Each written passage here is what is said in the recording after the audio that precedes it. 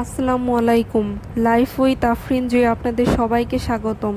প্রতিদিনের মতো আজকেও চলে এসেছি নতুন একটি ভিডিও নিয়ে। ঘটনাটি ঘটেছিল আজ থেকে প্রায় ২০ বছর আগে।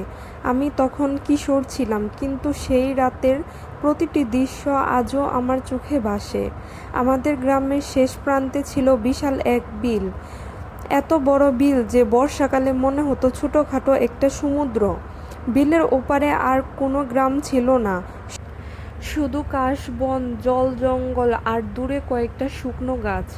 দিনের বেলায় জায়গাটা খুব সুন্দর লাগতো, কিন্তু রাত হলে পুরো পরিবেশ বদলে যেত। গ্রামের বয়স্ক মানুষরা বলতেন, রাতে বিলের মাঝখানে কোনো আলো দেখলে কাছে যাস না।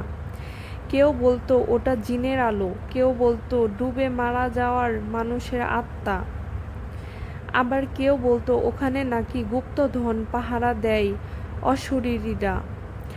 আমরা ছোটবেলায় এসব শুনে হাসতাম, বিশ্বাস করতাম না।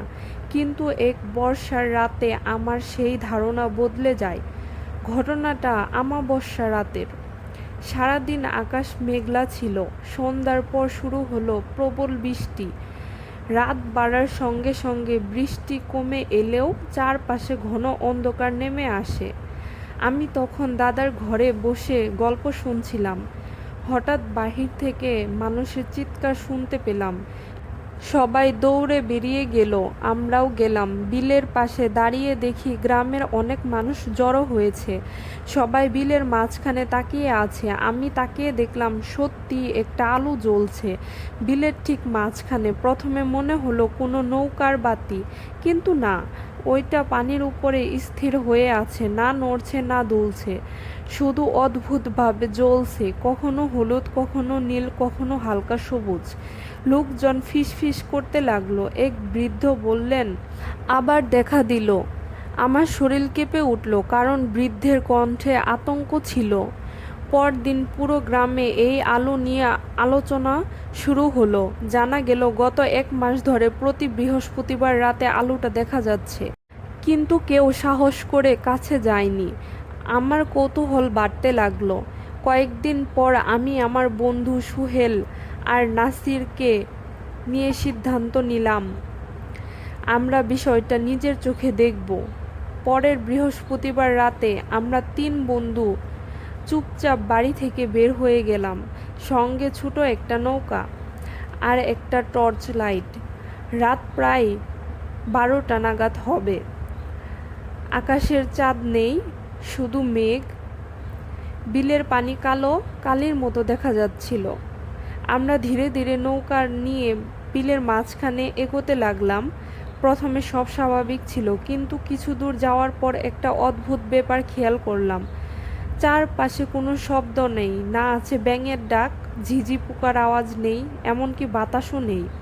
মনে হচ্ছিল পুরো পৃথিবী নিঃশব্দ হয়ে গেছে। সুহেল ফিসফিস করে বলল, আমার ভালো লাগছে না। ঠিক তখনই আমরা আলোটা দেখতে পেলাম দূরে, পানির ওপর ভাসছে, যেন কেউ বাতি হাতে দাঁড়িয়ে আছে। কিন্তু কাছে যেতেই আলোটা আরও দূরে সরে গেল। আমরা নৌকা চালালাম, আলোও সরে গেল। এইভাবে প্রায় আধা ঘন্টা চলল। হঠাৎ নাসির বলল, পেছনে তাকাও। আমি ঘুরে তাকিয়ে জমে গেলাম। আমাদের গ্রামের আলো কোথাও নেই। আমরা যেন বিলের মাঝখানে নয়, অন্য কোথাও চলে এসেছি। চারপাশে শুধু কুয়াশা, কোনো দিক চেনা যাচ্ছে না। আমার বুক ধকধক করে উঠল। ঠিক তখনই শুনলাম কেউ যেন খুব দূরে থেকে কাঁদছে। একটা মেয়ের কান্না, দীর্ঘশ্বাসের মতো। ধীরে ধীরে সেই কান্না আসতে লাগলো। নাসির কাপা গলায় বলল, চল ফিরে যাই। আমরা নৌকা ঘোরানোর চেষ্টা করলাম, কিন্তু নৌকা নড়ছে না। মনে হচ্ছিল কেউ নিচ থেকে ধরে রেখেছে। হঠাৎ টর্চ লাইট নিজে থেকে নিভে গেল। চারপাশে ঘন অন্ধকার। অতঃপর আমরা দেখলাম আলোটা আর দূরে নেই, একদম সামনে, মাত্র কয়েক হাত দূরে। আর সেই আলোর নিচে দাঁড়িয়ে আছে একজন মানুষ, সাদা কাপড় পরা, মাথা নিচু, মুখ দেখা যাচ্ছে না। আমরা কেউ কথা বলতে পারছিলাম না। লোকটা ধীরে ধীরে মাথা তুলল, আর তখন আমার বুকের ভেতর সব কিছু থেমে গেল। কারণ তার চোখ ছিল না, চোখের জায়গায় শুধু অন্ধকার গর্ত। হঠাৎ সে হাত তুলে আমাদের দিকে ইশারা করতে লাগলো। সঙ্গে সঙ্গে বিলের পানি কাঁপতে শুরু করলো। মনে হচ্ছিল পানির নিচে বিশাল কিছু নড়ছে।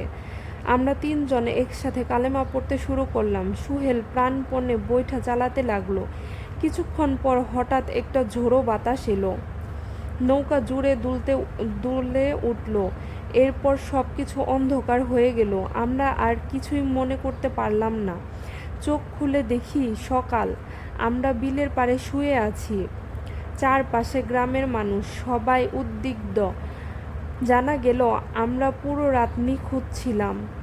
ভোরে জেলেরা আমাদের বিলের কিনারে অচেতন অবস্থায় পায়। নৌকা ভাঙা ছিল, কিন্তু আশ্চর্যের বিষয় আমাদের শরীরে কোনো আঘাত ছিল না। শুধু নাসিরের হাতে শক্ত করে ধরা ছিল একটি পুরনো লণ্ঠন, মরিচা ধরা, অনেক বছর পুরনো। গ্রামের সবচেয়ে বয়স্ক মানুষটি লণ্ঠনটা দেখে থমকে গেলেন। তিনি বললেন, এটা তো করিম মাঝির লণ্ঠন। আমরা অবাক হয়ে গেলাম। করিম মাঝি ছিলেন গ্রামের এক নৌকাওয়ালা। প্রায় 30 বছর আগে ঝড়ের রাতে তিনি বিলে ডুবে মারা যান। তার লাশ কখনো পাওয়া যায়নি। আর সেই রাতে তার হাতে ছিল ঠিক এমন একটি লণ্ঠন। সেদিন বৃদ্ধ মানুষটি আরেকটি কথা বলেছিল, যেন আজও ভুলতে পারিনি আমি। তিনি বলেছিল, প্রতি কয়েক বছর পর পর বিলের মাঝখানে যে আলো দেখা যায়, ওটা নাকি করিম মাঝির লণ্ঠন। এরপর আমি আর কখনো রাতের বেলা সেই বিলে যাইনি।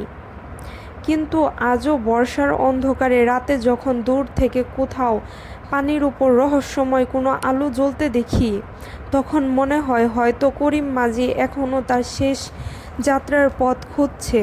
আর সেই আলো শুধু আলো নয়, কাউকে কাছে ডাকার ফাঁদ, যেটা থেকে সবাই ফিরে আসতে পারে না। তো আজকে এই পর্যন্তই। দেখা হবে নেক্সট কোনো ভিডিওতে। ততক্ষণ পর্যন্ত ভালো থাকবেন। আর আমার চ্যানেলটি like, comment, share and subscribe করে দেবেন। আল্লাহ হাফেজ।